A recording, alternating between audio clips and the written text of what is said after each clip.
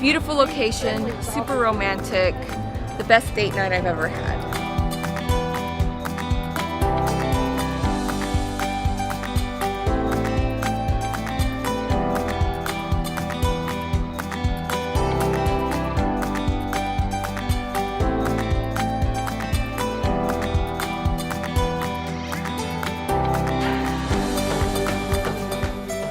Good food, good wine, good drinks.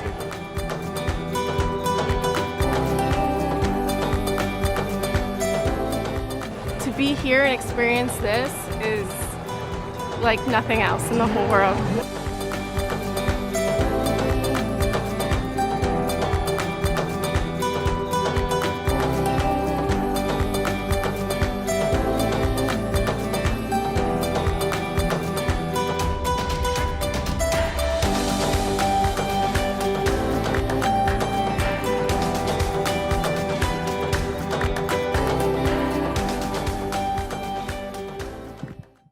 Even recognize some of those shots in that video. We'll be back to those long tables soon, but in the meantime, we are going to bring the fields to you. Welcome to the flower fields of Carlsbad Ranch in California. My name is Anna Kellens. I'm the program manager for Certified American Grown, but tonight I'm honored to be your host. You should have received in your email a program guide for the mini floral workshop. In that program guide, there's info on what the evening entails and about everybody that's been involved, from the farm to the designer to the wine and appetizers, all with links if you want to learn more.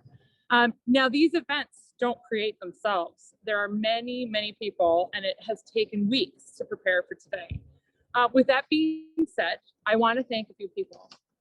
The Ecke family farm and the flower fields for inviting us to spend our evening here tonight. For Mike Mellano of Mellano and Company for sharing his knowledge of farming of this land. Shawna Yamamoto of Shawna Yamamoto Event Designs for her out-of-the-box designs that she's going to show us later. For Floralife, who is a staunch supporter of Certified American Grown, especially with their dedication to providing flower food that's made in the US. And last but not least, I want to thank you for being here tonight, for spending the evening with us, and helping contribute to Certified American Grown and furthering our causes. Now, are you ready to start? All right, let's get this going. I want to introduce you to Paul Ecke, co-owner of the flower fields at Carlsbad Ranch, who's going to tell us a little bit about these fields, the history, and the blooming season. So Paul, tell us about the flower fields. Well, these fields are sitting right here with a nice ocean view in Carlsbad, California. Our family has been farming this field since the 50s. It started out as a poinsettia field. We grow outdoor poinsettias. In the 60s, we started transitioning into the indoor farming, and so these fields became excess. And so we leased them out to various flower growers, tomato growers, strawberry growers. And then the last tenant was Ed Frazee, who was the ranunculus guy. And he is the one that started planting these ranunculus. And so that's how it all got started. Because you're not only growing ranunculus here, I've just in my brief time here, I've seen some other things as well. Well, we've got blueberries. That's a new attraction that has been super popular, and we're definitely going to do that again. We also have a sweet pea maze, and that's also a floral-based thing. But the ranunculus is really the big show. We do have a poinsettia display that talks about the Ecke family poinsettia history. But the whole thing with the tourism, I didn't really bring that. The tourism piece of this is the Mellanos do the farming for us, and we run the tourism piece, and so we cooperate, partnership, and that is key for us to stay profitable because we're kind of small, right, in the big scheme of things. So by opening up for tourism, it really helps us actually become, be profitable.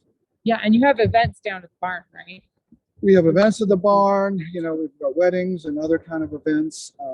We've got music during this season, and we actually have a theater group that's come in doing things at night. So things keep changing here, and it's all kind of fun. Yeah. And how long are the fields going to be open? We're going to be open till Mother's Day this year. Till Mother's Day. And then, unfortunately, you know, until we replace them with plastic flowers, which we're not, we have to close on Mother's Day. We do have an American flag of flowers, though, too. Yes, That's I think another thing. that's a little bit down That's that way, on the right? south end, and that is really cool thing. When you come out of Costco on Palomar Port Road, you can see it, but it's really cool. And I think there's some drone footage if Yeah, anyone hopefully you have some wants to drone look that up. Well, thank you, Paul. Yeah. And thank you so much for sharing a little bit about that. And thank you for letting us spend the evening here. I'm going to let you enjoy the rest of your evening. Okay, well, that's great. I really appreciate it. Thanks for coming. Yeah, thank you. All right, as we head over to the start of the farm tour with Mike Mellano, we're going to show a beautiful little video here of the various foliages they grow on his nearly 400-acre family farm. You'll see firsthand how the foliage is being harvested and how the bouquets are being assembled by hand. You might even spot some foliage that you got in your bouquet.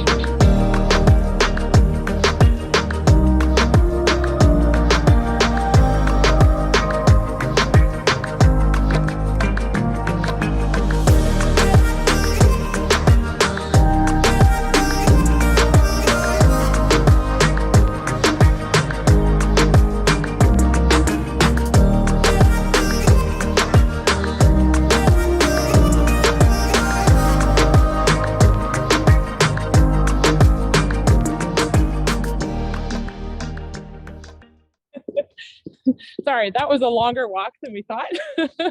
Anyways, it was so lovely to see those shots of Mike's other farm that he farms just nearby.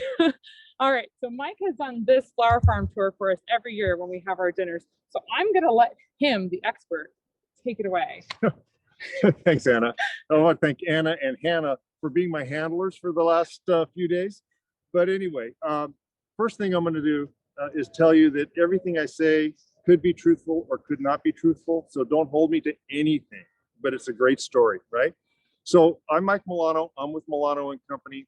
I'm a third generation flower farmer, which is really an extremely rare entity these days. We're working hard to stay as cut flower growers. We enjoy it. We love it. It's in our blood. We intend to continue to do it. We are proud members of the Certified American Grown Flower Movement and work with all the other flower growers across the country to try and make sure that we highlight the importance of domestic cut flower producers. Our family has been producing cut flowers since 1925, where my grandfather immigrated from Italy and started Mellano and Company. We originally started in the LA area, but in the late 60s, housing came in, pushed all the farms out, and that's when our family decided to move to San Diego County, and we've been farming since the late 60s, early 70s ever since. Today we're here to talk about the flower fields. The flower fields are a very unique entity. It came about as a partnership between the Ecke family and the Mellano family, and we're very appreciative of the opportunity to bring this beauty and these fantastic flowers to all the people across the country, and especially in Southern California, they get to come and enjoy the fields on a day-to-day basis. The origins of the flower fields, I guess, is kind of the starting point. As Paul mentioned earlier, way back when, these fields were nothing but fields as far as the eye could see. Tomatoes, strawberries, flowers, and a whole variety of other crops in the region. One of those dominant and prominent producers was the Edwin Frazee and his family. Edwin grew primarily ranunculus, gladiolas, and other crops. And I think at his peak, he was somewhere around 1,000 acres in this region. Edwin had retired, decided to turn the business over to his kids, and they ran the business for many, many years. Ultimately, in the late 90s, Edwin's sons decided that it was time for them to retire. And rather than trying to sell the business, they were just going to close up the entities. When the city of Carlsbad heard about that, they became very worried because by that time, the city of Carlsbad had become known as one of the flower capitals of the world. It had become known for the beauty of these fields, and they really wanted them to continue. Upon hearing that, then they went to Paul Ecke and actually Paul Ecke's dad and their family, and asked Paul if he could find a way to keep the flowers in Carlsbad. And so Paul put his thinking cap on. Ultimately, he came to my uncle and my dad and asked if we would be interested in growing the ranunculus in Carlsbad. We were fortunate that our families, the Ecke family and the Mellano family, has had a long-standing relationship, working relationship together, going back to my grandfather and P3, Paul III grandfather, my dad and uncles and Paul Jr., and then our family, our generation and P3 and his sister Liz. So at that time, my dad and my uncles decided, yeah, that they would like to take on this project. That was about 1991 or 92, somewhere around that time frame. At that time, the primary economic driver for the ranunculus was the tuber. There were no cut flower sales. There was no tourism. And so the families went to the bulb broker who was distributing the bulbs, asked how many bulbs they needed. Ultimately, it was determined that he needed about 300 acres of ranunculus. And so we went about planting that area. It was about year 2 by the time the bulbs started selling, and the families realized that the real problem with the ranunculus was that the economic revenue was not large enough to support growing them solely for tubers. So we immediately started adjusting operations, changing the format of how we do things, modernizing production, and little by little evolved. First thing was to shrink the fields. We went down from 200 acres or 300 acres down to about 100 acres. We always knew we wanted to develop a cut flower component and began aggressively pursuing that. And at that time, we brought Edwin Frazee out of retirement. Edwin coached us up on how to do the ranunculus crop, and we learned a lot from him.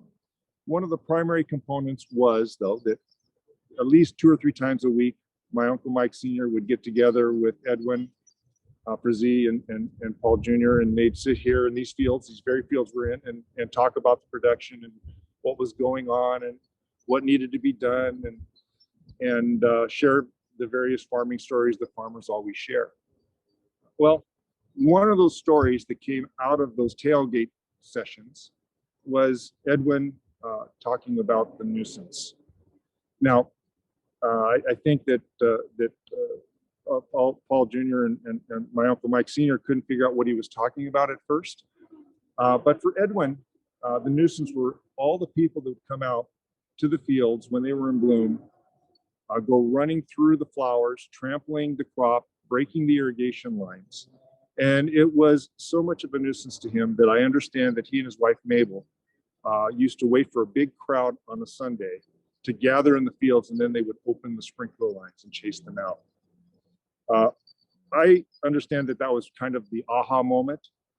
It could have been that it was Paul Jr. and Mike Sr.'s idea all along to go and capture the public, but I think that was the aha moment that said, maybe the nuisance isn't a nuisance. Maybe it's an opportunity to engage the public, to create another revenue stream, and have more people enjoy the beauty of the flower fields in a controlled environment. So we decided to create a venue where people could come and visit. Year one, we closed in the entire property with fences, and we had a gate at the bottom of these very fields that was manned by my two aunts, and they sat there with little money belts, and people came into the fields, and all that we expected was that they would buy flowers as they departed. Ultimately, I think by year two, it was a madhouse here. There was probably estimated to be over 300,000 people. Easter Sunday, you couldn't even walk. And that's when we collectively decided that there was really an opportunity to engage the public and create a really viable agritourism site. At that point, the Ecke family took on the aspects of what we call visitor services that engages the public and entertains the tourists. The Mellano and Company family has taken on the role of growing the cut flowers, nurturing the fields, harvesting the flowers and the bulbs, and bringing those to market. And it's been a great marriage ever since. I think in the early days, we were gaining in popularity. We had some doubts as to whether we were going to actually get to be a viable entity. But then along came social media. And little by little, people started seeing the fields. They started taking selfies, photos, posting them on Facebook and others, and it just exploded. Today, we're very, very fortunate to have a large crowd just about on a daily basis that comes to the fields just to stroll around, look at the flowers, and enjoy the views of the ocean, and have a spectacular day. So we're very, very proud of being able to do that. The crop itself is a direct seeded crop. We've done a lot of work to change the way it's grown, modernized our practices. We irrigate with drip irrigation, where in the old days it used to be all overhead irrigation. But at the end of the day, farming in Southern California is very, very expensive. These fields would not exist if it wasn't for the partnership between tourism and the cut flower and tuber production scheme. It's a very well organized system now. We start by planting the fields to the north of us. Early in the fall, we plant sequentially over the course of 2 or 3 months, ultimately ending in late December. And the fields start to bloom, usually the middle to the end of February. Gates open to tourism and visitors March 1, and we carry the flowers all the way through to Mother's Day. Usually the ending of the season is really weather dependent. Ranunculus are a cool season crop. They don't like warm weather. In Southern California, we do get sometimes where the weather is a bit warm and the flowers will shut down and go away. So that's kind of the cycle of what we do. There's a lot of erosion control systems in place because we are farming on a hillside. It adds to the beauty of the site and the ability to have the expansive views, but it also does create challenges as a farmer because water goes downhill. And when it goes downhill, it likes to carry soil and other particulates with it. And so we do a lot of different practices here to ensure that the fields are well protected and guarded so that we can be able to do this for many, many, many more years to come. The system itself, if we imagine how it's evolved, in the old days, Edmund Frizzy used to do all the varietal selections and all the development of the future himself. That was fine when we first started this project. But when we first started this project, there were no cut flower sales. There was no tourists. Little by little, we're to the point where we were asking our growers to do the varietal improvements.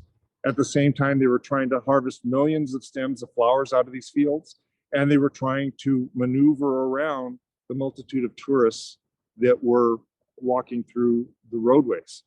The varietal selection took a little bit of a hit, and we ultimately decided that it was time to professionalize. So today, we have a professional breeder that is in charge of breeding leadership around the varietal improvement and development program. Thank you to the University of California and the San Diego County Botanical Garden for working with us to create a group of volunteers that we call the Ranunculus Whisperers. And they are the ones that are ensuring the future viability of the ranunculus going forward. So it's very, very exciting to have that newly added component. It's about 3 years now that we've been doing that. And we look forward to really, really good things to come. You know, I think the big thing here is innovation, making sure that we continue to change and adapt. Agriculture, especially in Southern California, is rapidly evolving, and we have to evolve with it. I think that's the only way that we've been able to maintain our viability to this point, and the only way that we will be able to maintain our viability going forward. Why don't we look at some of the flowers then that we have coming on the field? The fields here are still being harvested. They're coming towards the later end of the stage. What we can see in these fields are some seed pods. For those of you that have never seen a ranunculus seed pod, this is a seed pod. These flowers get pollinated, and ultimately they grow into a seed pod like that. Now that seed pod has thousands of seeds that ultimately look like little pieces of oatmeal.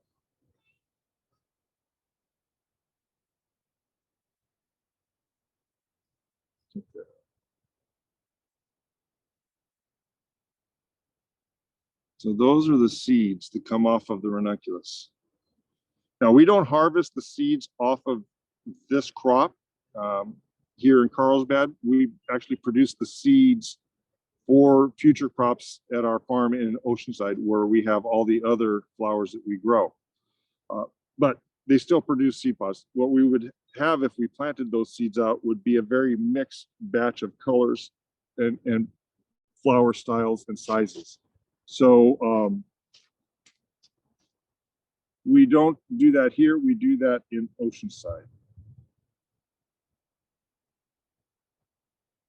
I think that at some point these seed pods have marketability, but I'm not sure if my sales team agrees with me. I think they have a lot of texture.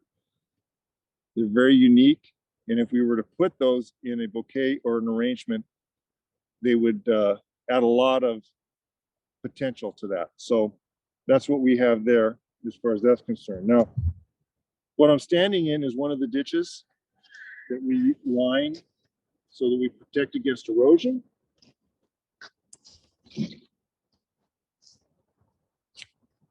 And then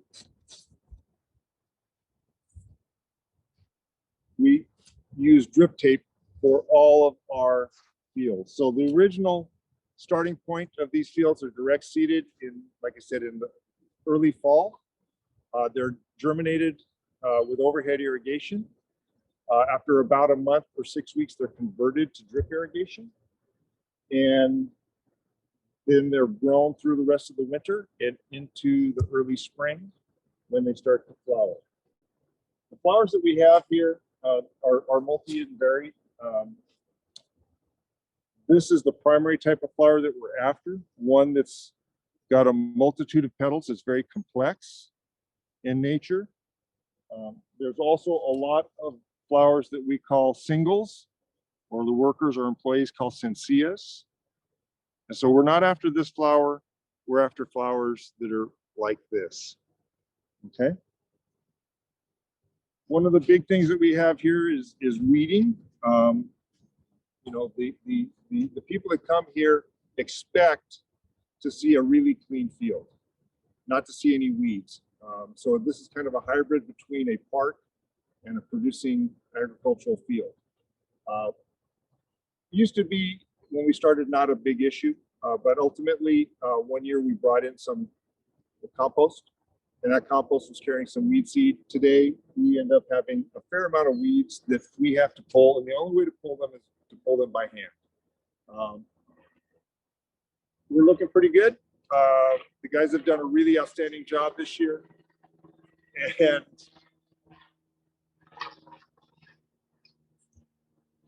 what are these hand signals?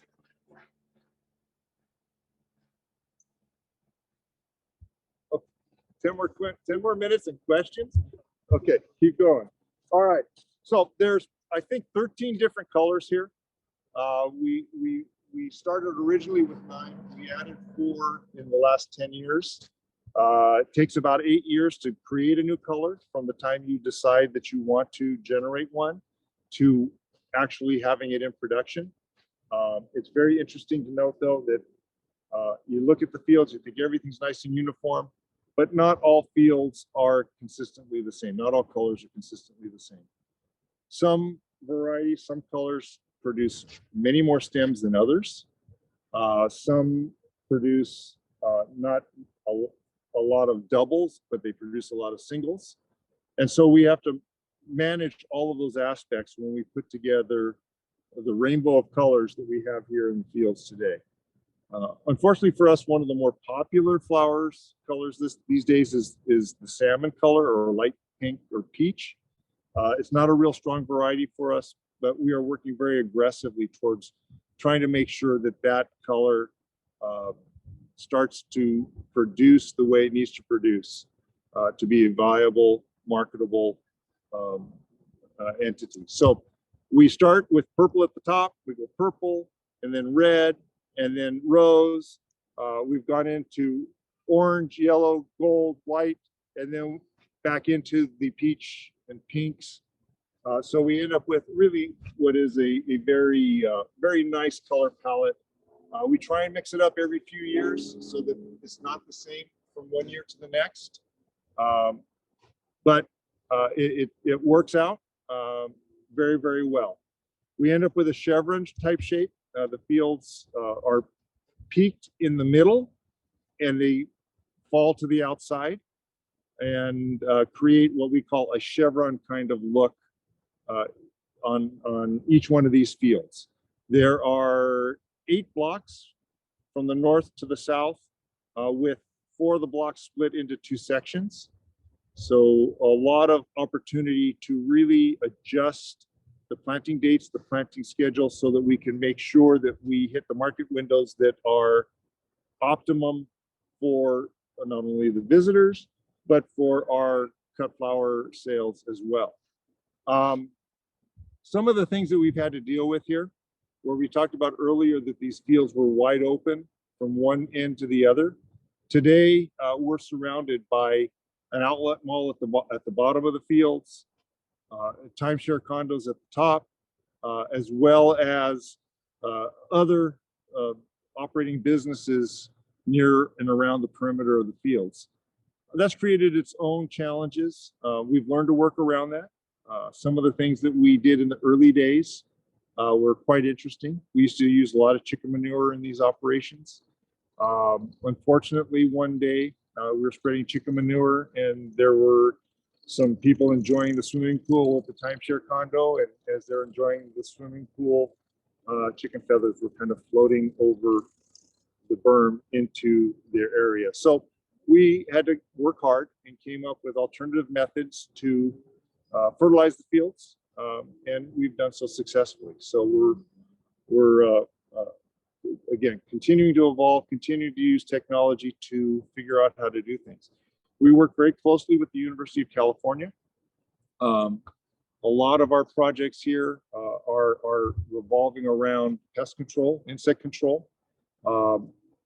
We are working closely with one of the professors at UC Davis, looking at things like utilization of drones to try and search the fields remotely for insect pests that could be detrimental to the crop.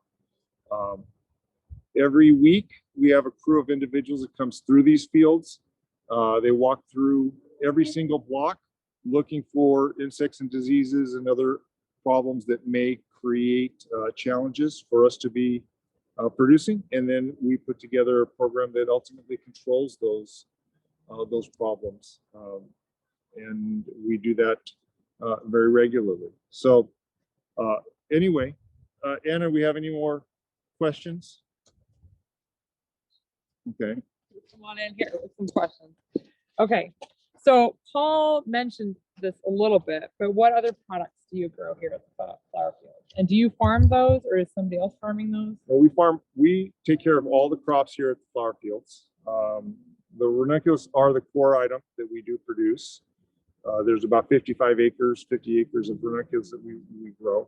But in addition to that, we also grow blueberries, which is this year turned into a U-pick opportunity for people, and has been very, very exciting to watch the enthusiasm behind people picking that. We also have olives on site that we end up pressing into olive oil. And in addition to that, we have a new crop that's being developed in Southern California, coffee. Now coffee is being grown worldwide. It's kind of new to the Southern California region. And this is one of the sites where it's being grown successfully so far and being sold into the marketplace. I didn't realize it, but there's this whole world of high-end coffee. So we're not growing coffee that goes in a can of Folgers or whatever. This is coffee that's going into really elite areas. There's even coffee sommeliers that do cuppings and things and samplings and figuring out what's this coffee like and what's its rating. So we're doing coffee. All right. Well, another question we've gotten is, what is the best and worst part of growing so close to the ocean? Well, the best part is growing close to the ocean. Yeah, You get to, the views. There's rarely a bad day here. You get a nice cool breeze, so the temperatures are very uniform day and night, and really on a year-round basis. So that's the best part about growing close to the ocean. The most challenging part about growing close to the ocean is really the ag-urban interface. So being this close to the public and trying to having to adapt our agricultural practices, because many of the things we do are not really things that people enjoy. And so things like spreading chicken manure is not really an enjoyable thing. And so people Nobody don't like it when wants we do feathers in that. their pool. Right. And how are the flowers harvested? You might have covered that before, but I've seen like tulips. I see some farmers either cutting them or pulling the whole bulb out. Is there something similar done with ranunculus? Ranunculus are harvested by hand. Okay, that's part of the big challenge with cut flowers in general, is they're a very labor-intensive crop. We have a group of employees. They make 3 passes a week, 2 to 3 passes a week, depending on the weather conditions. They walk through every row, every section of every field, and they cut the flowers that are ready at that point in time, bunch them. We have trailers that haul the flowers away within usually a couple of hours, hour to 2 hours, to refrigerated coolers, because cold chain maintenance is critically important. And then why grow the ranunculus here and not anything else?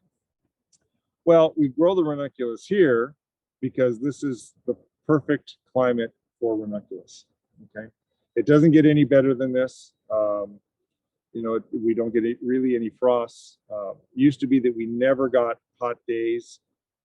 Now we will get for the last 3 or 4 or 5 years, we've gotten temperatures in excess of 90 degrees here on the coast, very briefly, albeit, but I can remember 20 years ago, 25 years ago, we never ever got warm days. But by and large, the weather here is very temperate. It's Mediterranean climate. It allows us to have the ranunculus in bloom from beginning to end. But honestly, the primary reason the ranunculus are here is because we're able to capture all three income streams. We're able to grow them for cut flowers on an extended basis. We're able to engage tourists and have visitors come and enjoy the fields for a long period of time. And we're able to harvest the bulbs and sell those off as well. So anywhere else, we wouldn't be able to do all three components. So you touched a little bit on that, what you do, you harvest the bulbs back, but what else happens with this field after those ranunculus are harvested or the bulbs are harvested out? Once the fields are done, so these fields will pretty much be dry and done flowering in late May. We'll come in, we'll mow the fields down, we'll dry the plant the rest of the way, and then we have a machine that's really a modified potato digger that will go through the fields, and it actually digs the bulbs or the tubers out of the top 1 or 2 inches of the soil. We'll dry those down, sort them, size them, and then package them, and then they're sold into the bulb market. And what is your favorite part about growing ranunculus? What is my favorite part about growing ranunculus? I think my favorite part about growing ranunculus is engaging the public. Yeah. Is just having the opportunity to teach people what it is we do as farmers and as flower farmers. Mm-hmm. A lot of people tend to take something like this for granted. They just see the beauty. They just see the color. They don't really recognize or understand what it takes to get it from a bare patch of dirt to the flowers and then back to that bare patch of dirt again. And so every time I've come down here, the opportunity to talk with people, they have a ton of questions. And so that I think is the most rewarding thing for me, is being able to teach people what it is we do, how we do it, and why we do it. Yeah, and that, connects the people to the farms and hopefully gets them to buy American grown flowers. Yep. I have another question. Are these the same flowers when people buy from the flower fields? Are they all coming from here? I get that question. I don't know. Well, yeah. So the flower fields, all the flowers that are sold at the flower fields are online.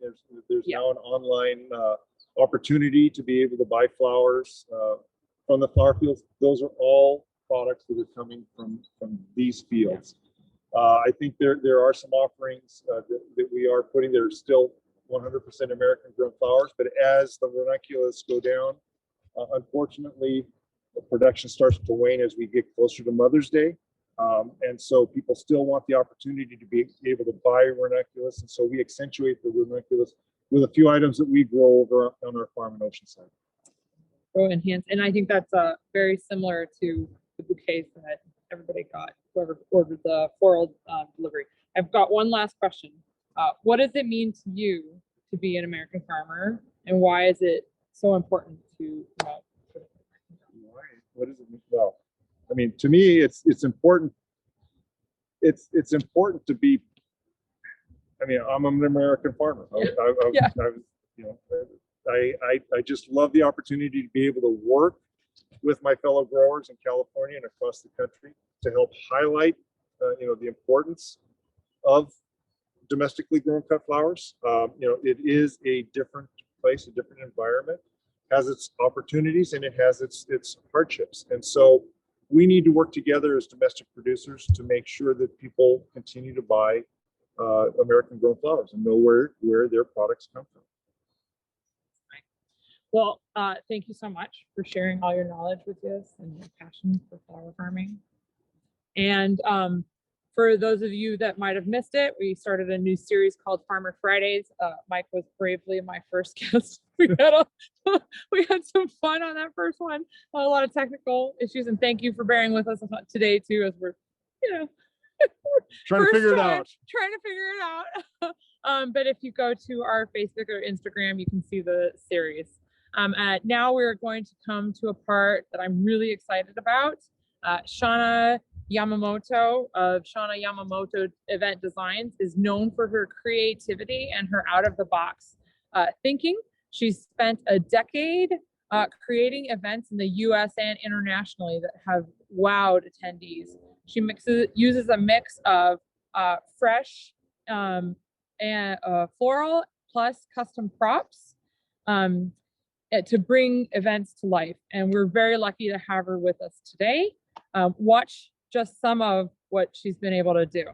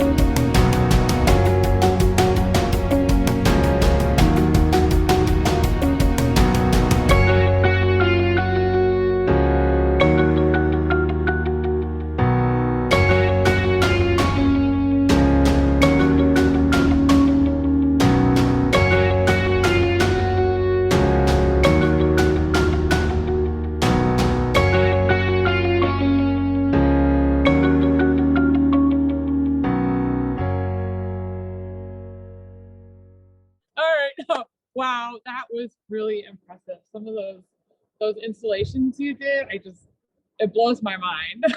And what a treat to have you here, Shawna. Thank you very much. How are you today? I'm doing great. I'm excited to be here today. But I'm gonna let Shawna take it from here. She's the expert. She's gonna show you some really cool things you can do and get really creative. Any questions you have for Shawna, feel free to put them in the chat and we'll see if we can get to them. Take it away. Awesome. Hi, everybody. I hope you are cozy at home and enjoying the Zoom so far. The beautiful flower fields has been something that I've seen from afar for so many years. I'm so excited to be able to be here. I feel so lucky to have this as my backdrop today to bring a little floral arranging to you at home. So I want to thank a few people that have helped us today. We have Certified American Grown, and we have Floral Life, Mellano, and everybody else that asked me to be here today behind the scenes. Okay, so my hope today is that I can inspire you and show you how to make a bouquet that some of you might have gotten, or when you're at a grocery store or out and about, you might see these available to you. And my hope is to show you not only how you can just drop these in a regular vase at home, but how you can make it maybe a little bit more special or fun. So let's get started. So the first thing you want to do is prep your flowers, okay? Some of you know how to do that, but I'm just going to give a quick little tutorial for those of you that maybe don't know or need a little reminder. So this is how they come from the flower store or from your market. And you can just do this out. And this is what you have. Okay. So the first thing you're going to want to do is make sure that you're starting to prep your flowers. And the first thing you want to do is make sure that you have some good shears. These can be kitchen shears or clippers that you might have in your garden. But just make sure they're clean. And you can clean them with some products that are available here with us today. Basically, they just disinfect and get everything off of the tools so that you have something clean to work with, because you don't want to have a dirty tool. So once you get started, then you take off the rubber band.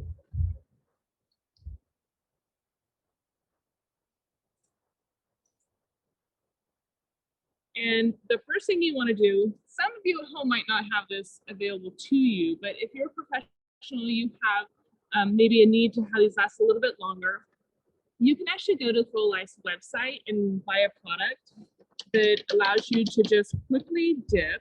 It's called quick dip. That's a little knife. And you just want to like,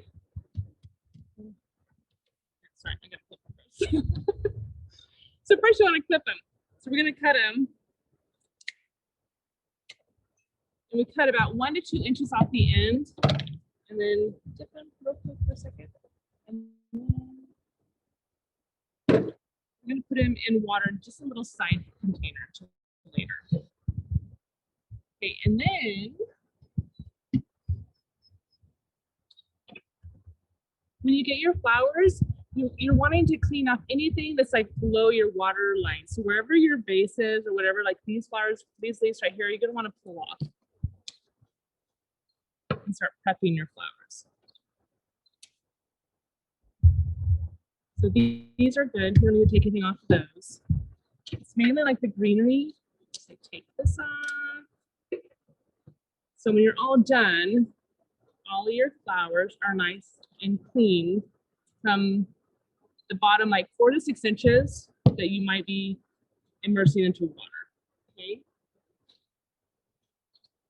Okay.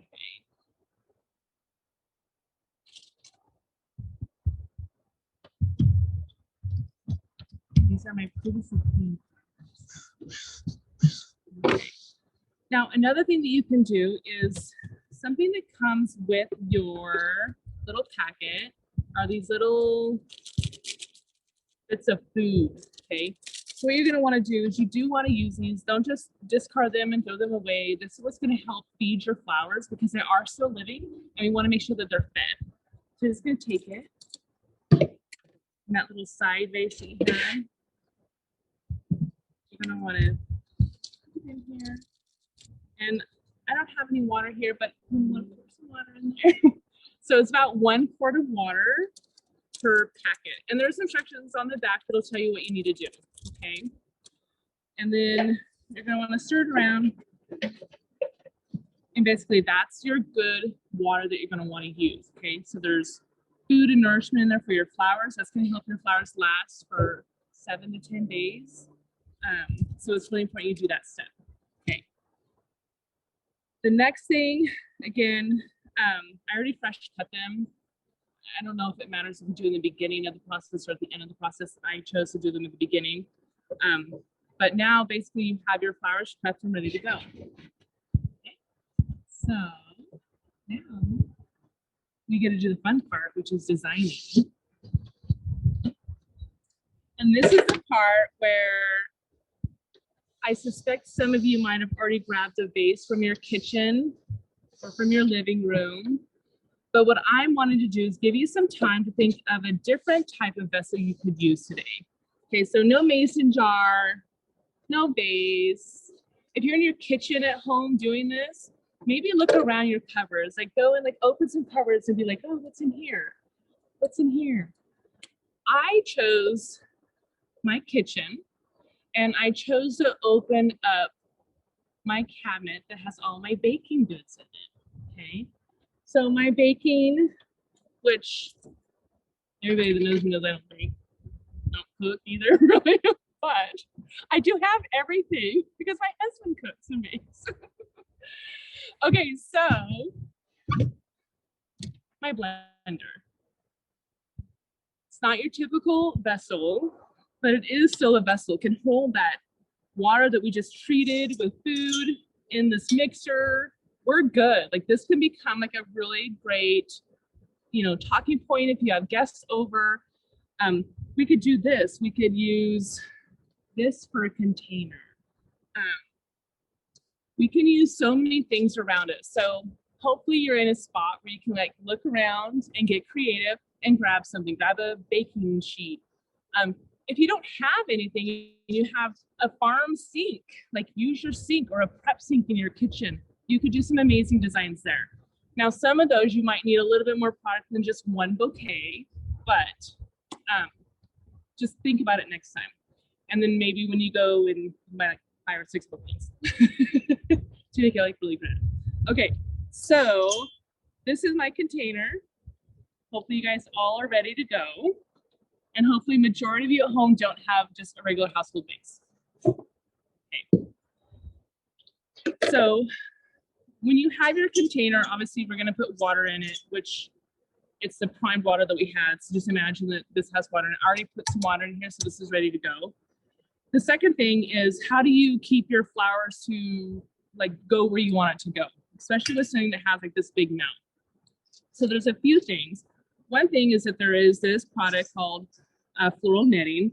Again, this is a product that's available from Floral Life Oasis products, and you can buy it online. Otherwise, you can use just like basic kitchen like tape. You could tape it off, like that clear tape that you wrap those packages at Christmas time. Like you can use that, and you just take it and you can create a grid. Another product that's available is this floral foam. You can buy this also online. It's available at almost anywhere, but this is floral foam. And this is like a really great thing to use if you want to be able to like really have intentional placements of your stems. I went with this because I thought this would be a little bit more easy as far as like accessibility, which also equates to like doing that grid thing that we talked about. So I just took it and I balled it up, and then I shoved it down there. Okay, so now I'm ready to go. So I think one of the first things people at home, if you don't do this on a daily basis, you really don't know like where to start. And I think if you think too much about it, is when you're gonna get too much in your head and you're gonna have a hard time designing. I always try and just go off of instinct and just start creating and just start somewhere. So I do tend to use one type of my flower at a time. So earlier when we cleaned them, I like to kind of like put them in like piles, which I have here. And then the rest, some additional, there was some frescus that we're also going to be using. Okay, so this is like my biggest flower, so I'm probably going to start with this today. So again, cut. I always cut it at an angle. You want to make sure you keep the stems long enough to still hit the water, and it's always good to cut your stems a little bit longer at first if you're not sure of the length, because you can always cut them shorter. You can just never make them longer. So you can see, like, I'm just shoving it into this netting and it's holding in place exactly where I want it to go. Okay. So now I've used my ultramarius. Next is the Ranunculus.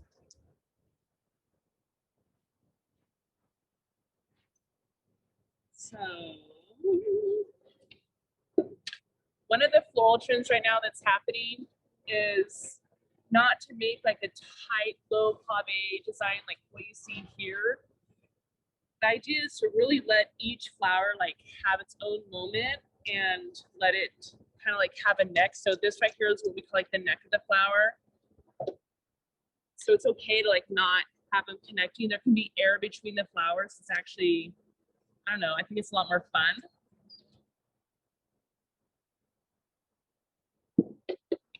You don't have to feel like you have to, you know, cover up everything. Just really pay attention to like the different heights that you're working with.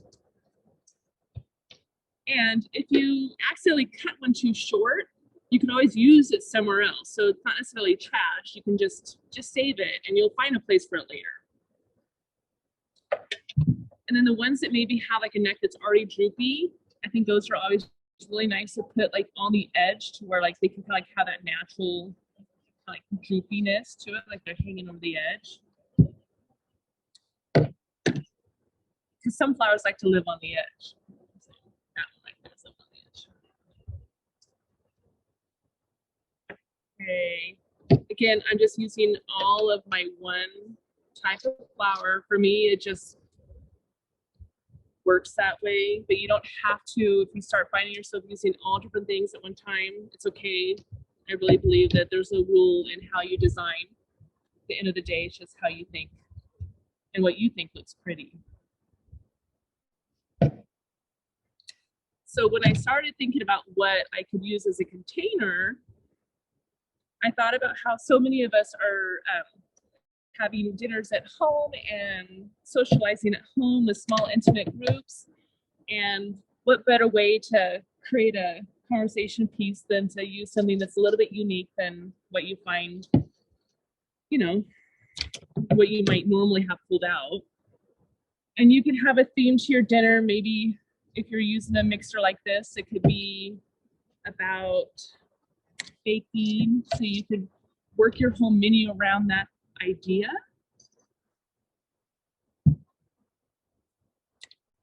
Maybe you have a pizza party and you use some pizza stone, or I don't really know what you use when you make pizza. Something. Okay. And at my home, I'd be able to like walk around and look at it because I do want to see what it looks like from all around. So I'm just going to turn it around. See how it's looking. I think it looks kind of cute. So that finishes one bunch, and that's what some of you received at home. So even one bunch looks amazing. Now, some believe that you're not supposed to see some of your mechanics.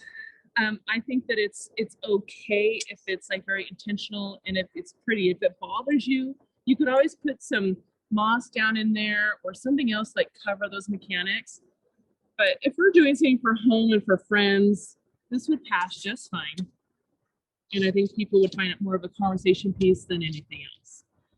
Now, if you happen to have access to some additional tools, specifically that floral netting that I showed you and some water tubes, you can extend this and make it a little bit bigger by using 2 bunches. So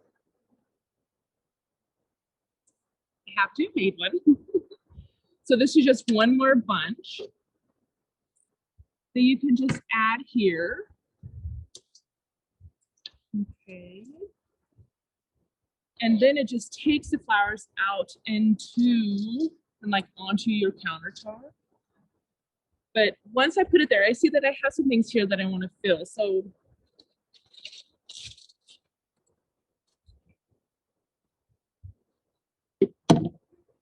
I don't have water tubes here with me today, but if you had water tubes, you'd want to water tube these, and then you would just stick it in here.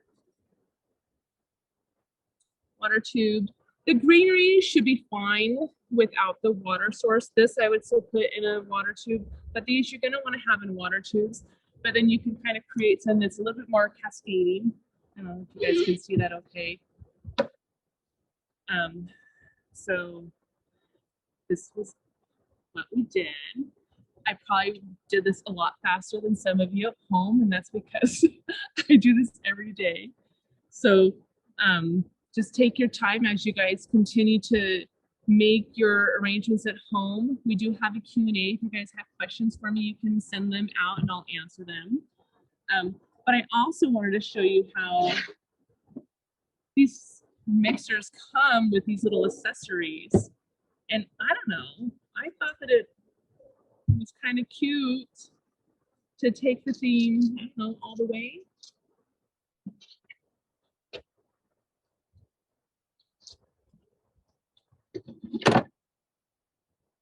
Just adds like another fun little element. The thing that I like to do when I design is to always like bring something into the design that's unexpected, and I call it prop based, which I would consider all these little things little props. I added those.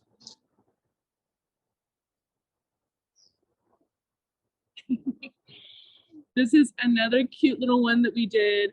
This is using one of your little muffin tins. I was thinking about how like a little girl birthday party or something, you could fill your little tins up and make something else that looks similar to this.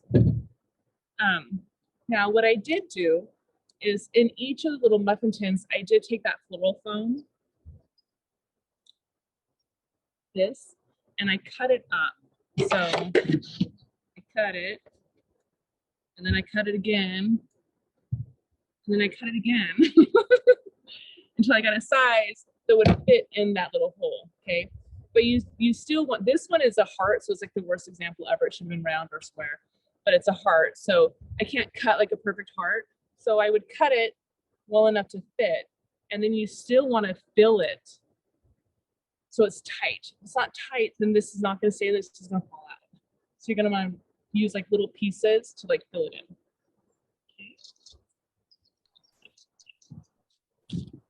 Okay, I think I'm close to wrapping up this presentation.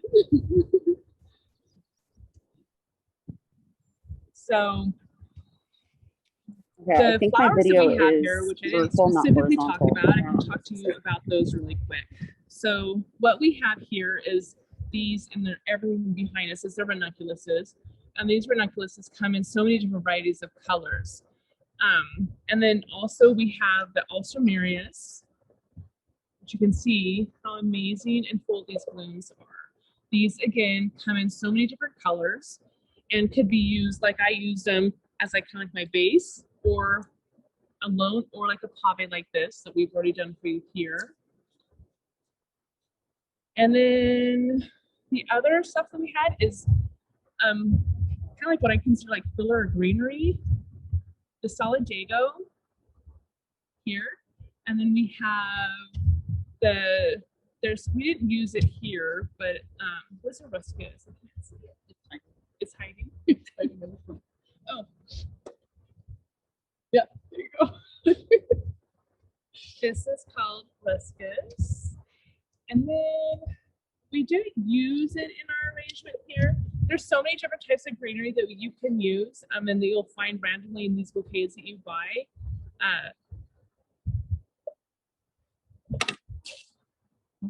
So that reminded me because I'm forgetting right now. It's okay. This is Silver Queen. This one. It's a forum. Yeah. And then Agonis is the other one right down there. So all of these flowers here today are all grown here in California and Southern California. So like it's amazing if we can use products that are local to us. Like they're so beautiful, as you can see behind me. So thank you, Shawna. Oh, thank you. I'm gonna look at my kitchen completely differently now because I thought I was going outside of the box, you know, using like square vases or like paper, like a bright color or whatever. But this, I love this little idea. I think this is so cute, and like I would have never done that with a mixer. Like I bake, I use it for baking, but I love this. And then I know that some people have like mixers that are different colors too, and like even that could be, you know, incorporate even better. Yeah. Coffee maker, yeah. I know originally when we started this discussion, Shawna came up with this idea. She's like, I wonder if I can do a toaster. And I was like, I don't know if we want to encourage people at home to use their toaster. Make sure it's unplugged. Yeah, unplugged. Okay, let's line it. That's true. But anyways, I have a few questions for you. I wanted to ask you about the color choice of the pink. Was that a conscious decision? Is that your favorite color? So no, it's not my favorite color. I don't know. I just thought that with, it was conscious, I guess. With the color behind me, I didn't want to do yellow. And I just thought the pink was pretty with the white and kind of femininity to it. So, yeah, it goes with kind of, you know, like a little doesn't clash my hair. Yeah, it doesn't clash. See, it is a conscious decision. And then I don't know, we might have already cut this, but what's the best way to take care of your flowers when you're cutting them? Is there like a certain way you should cut them? How often should you change the water? Yeah. Okay. So when you first get your flowers from the market, you're going to want to give them a fresh cut. And you want to cut them anywhere from an inch to 2 inches up. Okay. And when you cut, you want to cut them at an angle. This is just going to allow a larger surface area for them to drink up all that water and food that you're going to nourish them with. And then as far as how often to change out the water, and really every day, fresh water, fresh cut. They will last so much longer if you take the time to do that. And you know, if you can't do that every day, every other day, but the best way is every day. Okay. And I wanted to let everybody know too is that Floral Life now has a shop that's available to consumers. So all these products that Shawna's been working with, you can actually get for your home as well and use them as a hobby florist, which is amazing. Yeah. I have some other questions. So what is your favorite color? If it's not pink, could it be teal? Maybe? I don't have a favorite color, believe it or not. Yeah, I don't. I mean, and I have a favorite, maybe like a preferred color, just depending on if it's clothing, if it's flowers, if it's an art piece, it's same for my home. So really just, there's no answer to that, unfortunately. And I have some now more questions pertaining to like the event production that you're so well known for. What was the largest floral event you did, and how many steps did it take? Yeah, so that's a really amazing question because we've done so many huge events. Stem count. I kind of break it down into like centerpieces and then backtops, all these different moments that we've maybe done. And I'm pretty sure like the largest one we've done was probably close to like 75,000. 75,000? I know. That's a lot of, It's I mean, how many intense. trucks is that? I mean, that's Well, they Mike, come you in know, trucks. how many trucks will 75,000 flowers take?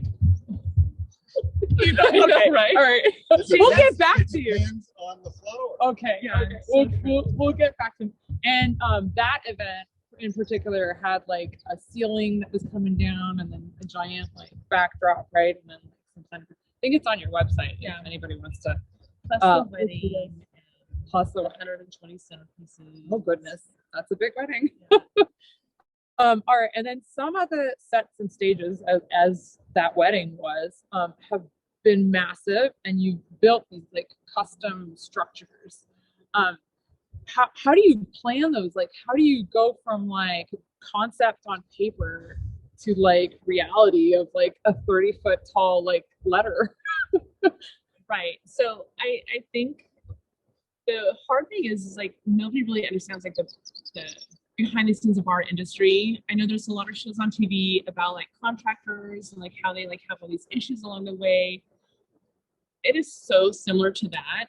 And the only difference is when you're maybe remodeling a home, you have weeks and months. And if you get stuck on something, you got a day or two or maybe even a week to figure it out. In our industry, we literally have minutes to figure it out. Like we have no pre-run on these things. So we have to know what we're going to do. And sometimes we don't even know that it's going to be an issue, and we have to be able to like Pivot. yeah, That's the word and, of the year, right? yeah, and figure it out. But that comes with experience and honestly, like the more problems you face, then the more you learn, and then you just get Yeah. more versatile. And I know we touched on this a little bit, but when we were talking offline, but that's where your relationships come into hand, right? With your like vendors and your partners, like Mellano, Right. who you use often for your events. Yeah, some of these events come in very last minute, and we might have a big flower order, and we understand that if we agree to accept that, we're also impacting our vendors when we say yes. And so we try to make sure that we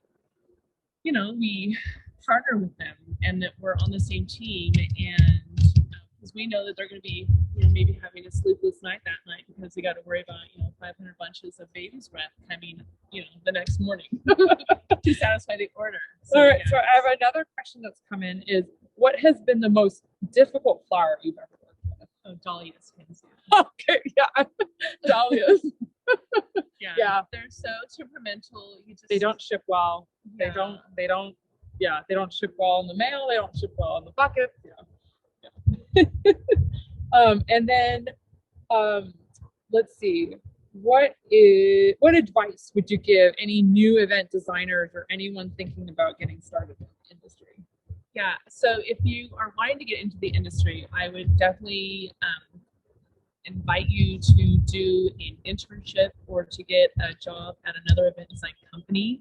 This isn't something that you can just start doing. There's so many different levels to this. And if you want to make money, you have to really know what you're doing, and nobody really knows what they're doing in this industry for several years. So don't just go out there and just start, And is that how you started? Did you intern somewhere before? I did work for somebody else for a short period of time, and I did take some floral classes and some art classes. But I did also just kind of like jump into it. Okay, so that's where we're And getting, so I'm getting that telling you, lesson. don't do that. If you have a place where you can go and learn, then I would highly suggest you do that first. I've got another question from a viewer. Do you feel like you need to be more careful with white flowers in terms of keeping them fresh? Yeah, I definitely do, because they bruise so much easier, and you just, whether or not they are more frail than other flowers, they just do show their age quicker and whatnot. So we do take care. We do try and give them like more room to breathe. We don't slap Bubble wrap them down. Like, you see taking me like slapping them down. I'm like, that's a bruise. That's another bruise. You're beating your flowers. So yeah, I definitely do think that you want to like take a little bit more care of your white flowers. All right, and then what is your favorite part about being a designer?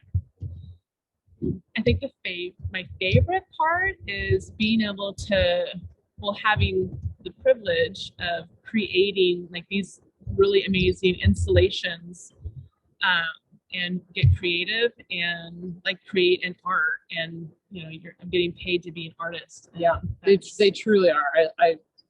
They're just art installations. They're beautiful. Now, sadly, I see behind me the sun is getting ready to set. But before you get serenaded with the beautiful sunset, we do have a few words from our newly minted CEO, Camron King. And so I'm going to let him have a few words. What an incredible event and such a wonderful evening. As we've all shifted gears over the last year, it's truly special that we were able to gather virtually for tonight's activities, and we couldn't be more grateful to have the opportunity to spend this time together. Hello, my name is Camron King, and I am CEO and Ambassador for Certified American Grown. It's a pleasure to have the opportunity to make a few comments this evening. I want to begin by saying thank you. Thank you to our wonderful team who has worked tirelessly to put this event together. To our farmers and designers for sharing their pride and passion in what they do. And to you for joining us tonight. What you have joined today is not just a wonderful event celebrating American cut flower and foliage farmers, but rather you have joined a movement. Certified American Grown is an organization, yes, but it is so much more. It's a movement that celebrates history and heritage in American agriculture, exemplified by dedicated farmers, new and multi-generational, aligning with supporters and fans to build a community dedicated to promoting, protecting, and advocating for our U.S. cut flower and foliage community.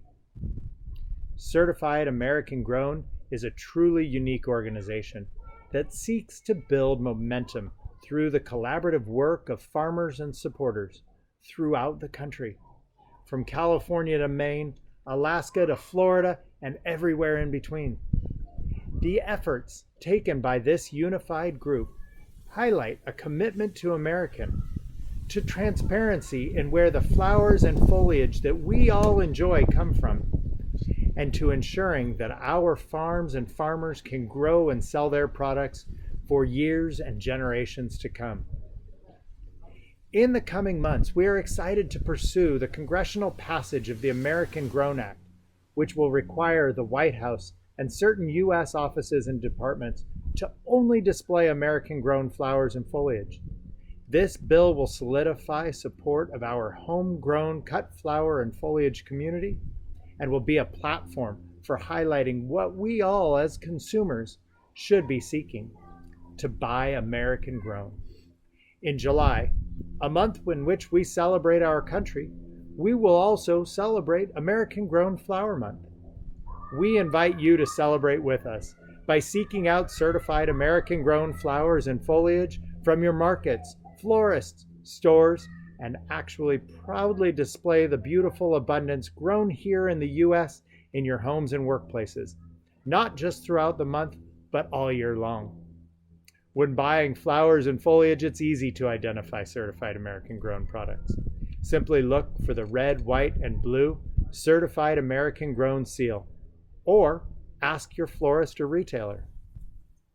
We look forward to what is coming ahead, and as we all safely emerge from the pandemic, we look forward to gathering in person again on our farms, in your communities, and look forward to celebrating certified American grown together with future Field to Vase dinners and other events coming back in person. As these events are developed, we will be sharing updates with you, and we look forward to seeing you there. In the meantime, we hope that you will be joining us in sharing your love of American grown cut flowers and foliage, and tell your friends and families to join the movement. Share your stories of your love of flowers on social media, and follow us at American Grown Flowers, and keep engaged with the news that we share with you.